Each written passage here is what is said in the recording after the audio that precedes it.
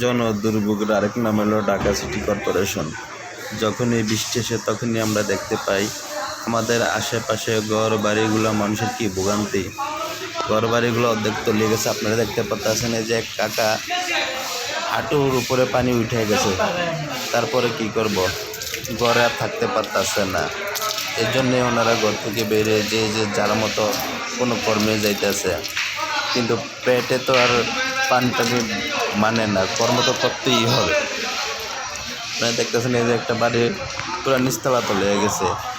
এই মানুষগুলোকে কীভাবে এখনও অনেকে নাস্তাখানায় পানিখানে আপনারা দেখতে পাচ্ছেন।